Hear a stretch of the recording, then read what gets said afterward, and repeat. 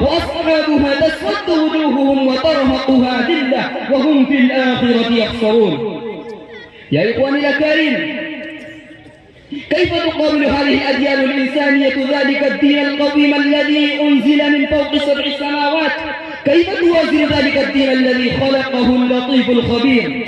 كيف توازن ذلك النظام السماوي الذي لا يأتيه الباطل من بين يديه ولا من خلفه؟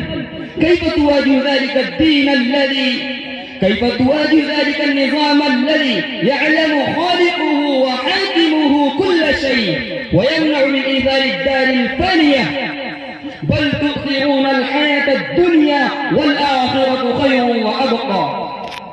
كيف توازي هؤلاء الأديان ذلك الدين المستقيم الذي يعلم خالقه وحاكمه كل شيء؟ إنه عليم بذات الصدور، إنه غفور رحيم، إنه مالك يوم الدين، إنه خلق فقدر، إنه خلق فسوى، إنه ذو القوة المتين، إنه ذو العرش المجيد، إنه فعال لما يريد، إنه لطيف خبير، إنه فالق الحب والنوى، إنه يخرج الحي من الميت ويخرج الميت من الحي، إنه صمد لم يلد ولم يولد ولم يكن له كفوا أحد.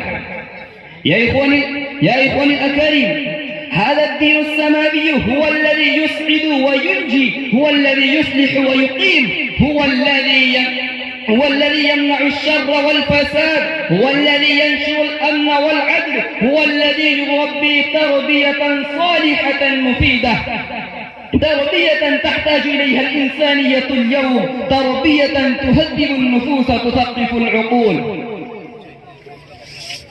لتكون الإنسانية تصعد في ظلاله الوارفة سعادة أبدية حقيقية.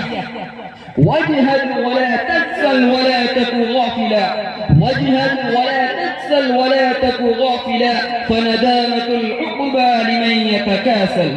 أكتفي بهذه الكلمات وآخر دعوانا أن الحمد لله رب العالمين. ما شاء الله.